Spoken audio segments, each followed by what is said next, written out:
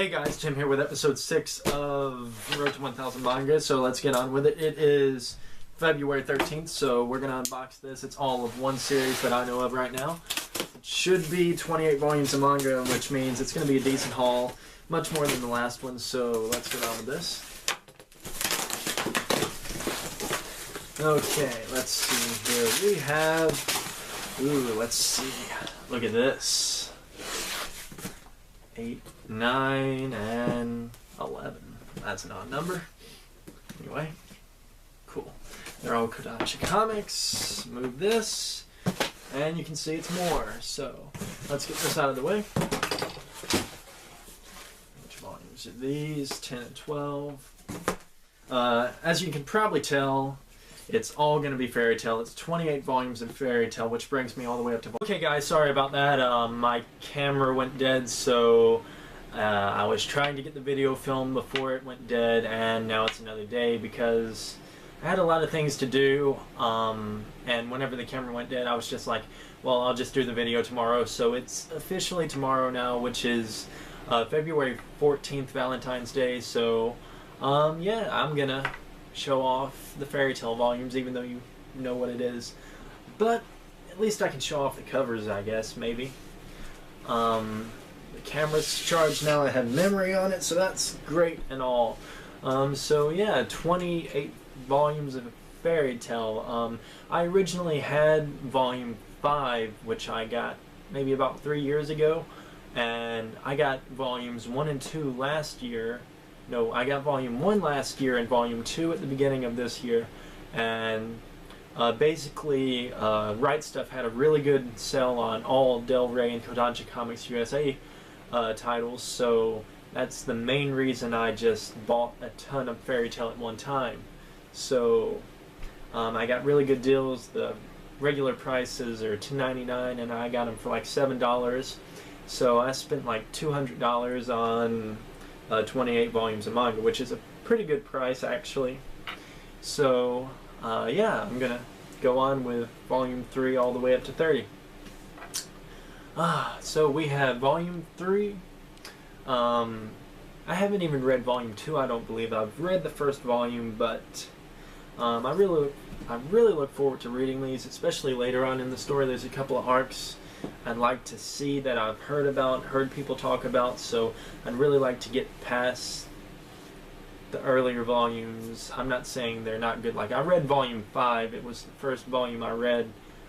That's actually something I used to do that's really weird, is back before I had a lot of money, I would buy a random volume of a manga series, and that would determine if I liked it or not.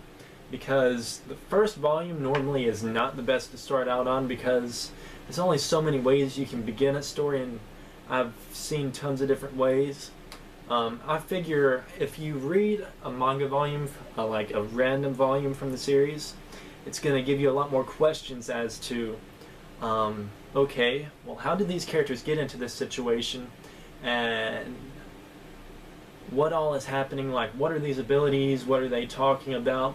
And it like makes you a lot more interested in it than if you were to read it from volume 1 and you know all that. So that's one of the reasons I used to read random volumes of manga and used to buy them, which is why I have a bunch of random volumes in my collection that I've been filling gaps on. There's volume 9 of Fairy Tail. So yeah, I think that's a weird thing that I used to do. I don't do that anymore.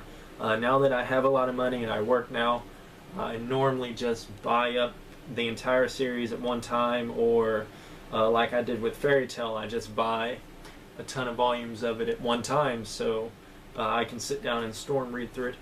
Here's volume 12. It's a really cool looking volume.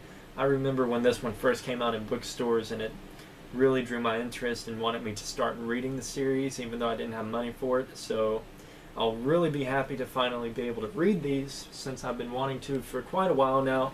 I know the anime is on sale too with the Amazon Funimation sale right now, so I've been thinking about buying that as well, but I think I'll just live with the manga for now, because I enjoy manga more actually. Like, I enjoy it quite a bit more. There's volume 14. Let's see here. 15. That's a decent looking cover, I guess. That guy kind of looks like an Eru, but whatever. Anyway, that's volume 15. And here we have volume 16. Looks pretty cool, I guess. Okay, now onto the second stack. 17. That looks odd. That looks like something One Piece did. Yeah. Here you have volume 17, which I'm guessing is the bad guys. Then you have volume 18, which I'm guessing is the good guys. And something cool about One Piece is One Piece actually did that a while ago. On volume 21 you have the bad guys. Volume 22 you have the good guys. So Fairy Tail is copying One Piece a little bit in that way. Another thing I wanted to talk about with Fairy Tail and One Piece and stuff, like I'll get onto anime related sites where they have discussions and stuff, and some really, I don't want to use bad words, but I'm going to say they're dumb people, because they'll say, well, I thought Fairy Tail and One Piece was done by the same guy because the art's so similar. Are you that oblivious to art? Can you not tell the huge differences between One Piece and Fairy Tail?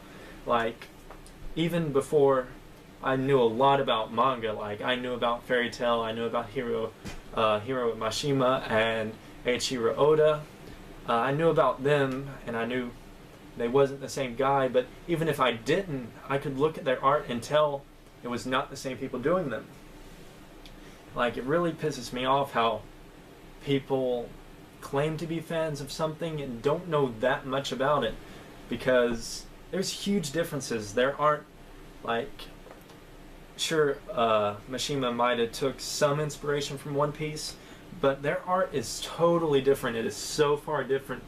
Like, I would never mistake that, not even if I were to just suddenly start reading manga or got into anime or something, and I just watched it or read it, like, I would know the difference between the two. I would know they was done by different people.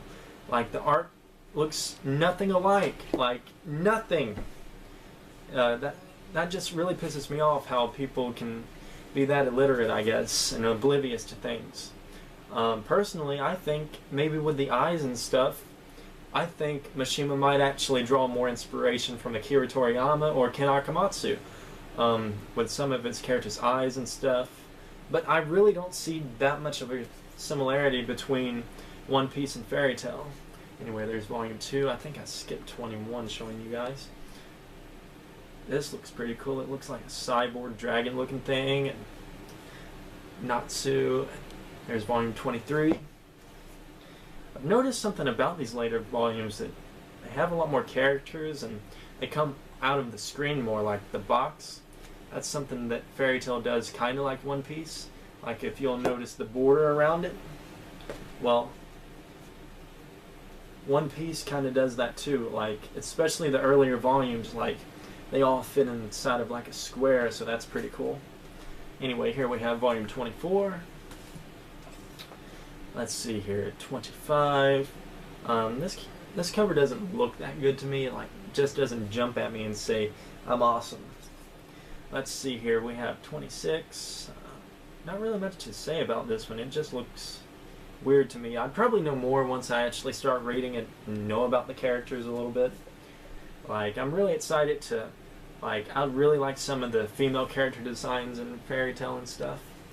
So it's going to be a really good treat to finally get to read them.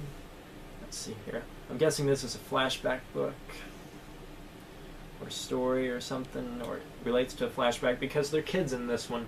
So that would lead me to believe it's kind of like, what is it, volume 63 of One Piece, whenever they have the flashback with Sabo, Ace, and Luffy. Anyway, here's 29. And one of the reasons I stopped at 30 and got all the way up to 30 was actually because of this cover. This cover looks so much different than the rest of them, and it just really jumped out at me. Like, volume 30 of Fairy Tail, it looks really, really cool. Like, even if Natsu wasn't on the cover, this would look really epic. I think it might actually look better if Natsu wasn't on the cover. So I'm going to show it to you now, and just look at that dragon. That looked very, very cool.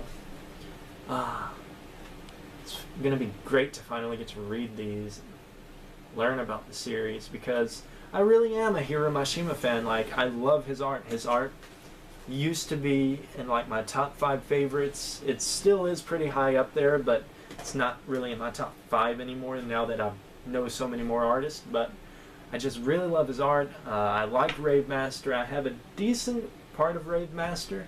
I've read some of the like, I have volume 1 and 2 and 3, and then I skipped to like 11, but I've read some of the random volumes, and I'd really like to get all of it one day, but the volumes are kind of hard to come by. They're not that expensive, not really. There might be a couple of them that are rare and expensive, but they're not really that expensive, but they're all used, and I don't really like to buy used manga, because if I buy it used, I'd like to see it, that way I know what condition it's in. But I've gotten some new manga that look like garbage, and I've had to re-buy it because it's in terrible condition. But anyway, this video lasted quite a bit longer than it needed to for only 20 volumes, so I will see you in the next video later.